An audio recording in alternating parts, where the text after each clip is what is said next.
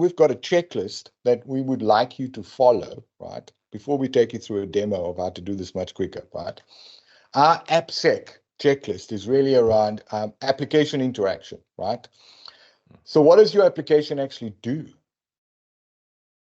What does it physically do inside of your environment? How does it interact with your identities, right? The second one is what Nick was talking about. And you want to talk a little bit about that, Nick, around application security specifically. Oh, absolutely. If you have an application, how do you secure it? And we talked at length about the different types of applications, including the single page application, quite literally a website. If you have that kind of application deployed inside Microsoft Teams, you are not secured in any way, shape, or form. So understand that different types of applications have got different ways of securing them.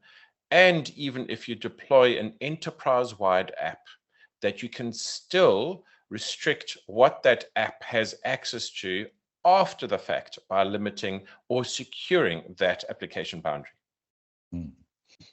Application integration is always interesting for me, right? Because we deploy an application that talks to other applications that talk to other applications. So the reason why we care about application integration is I've got a service principal or a managed identity that has been granted access on behalf of this application to other things, right? So if you have signed up for any app, Twitter, doesn't matter, you literally say you want to auth your ID, I'm going to give Google, or I'm going to give Twitter access to my Google account or Google access to my Twitter account, whatever and then typically it pops up and it says, we will be able to read your profile, right?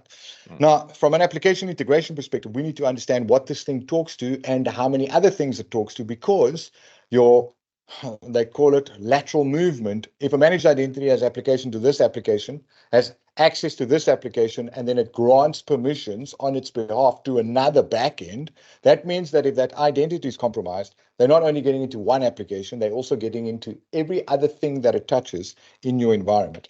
And that's why, application visibility is important, Nick. I love the fact that you're counting to 4 twice. It's 1, 2, 4, 4. And I think it's just a double emphasis because there's so many of the type of applications on the screen. But if we talk about application visibility, not every application is visible to everyone.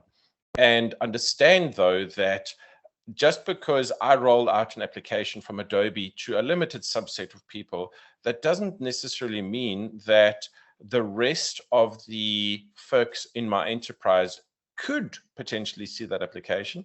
And also understand that when an attacker gets hold of my Entra ID, they can see every application that's out there and even deploy their own. So one of the biggest things to leave you with, to think about from an application visibility point of view, is how many applications do you own today that you have no idea of or even in your tenant? And that leads us to the next segue, because I created these slides and I missed a thing when it comes to 1, 2, 3, 4. That's why we always say that there should be continuous evaluation, having someone look over your shoulder like Nick just did now to identify 1, 2, 4, 4. And this is not rehearsed. This actually just happened. And make sure that you've also got continuous assessment, right? My phrase, like CI/CD, this is CECA, continuous evaluation and continuous assessment of your environment. It's not a one-time only thing, set and replace. Well, what is it? Walk away. I can't remember the phrase, right? Drop in and walk away. Find and forget, that one, yes. So continuous evaluation, continuous assessment. I've coined the phrase, if you hear anyone else use that, please let me know, because it's going to be trademarked and copyrighted. Now, this is a lot of information to consume in 40 minutes, right?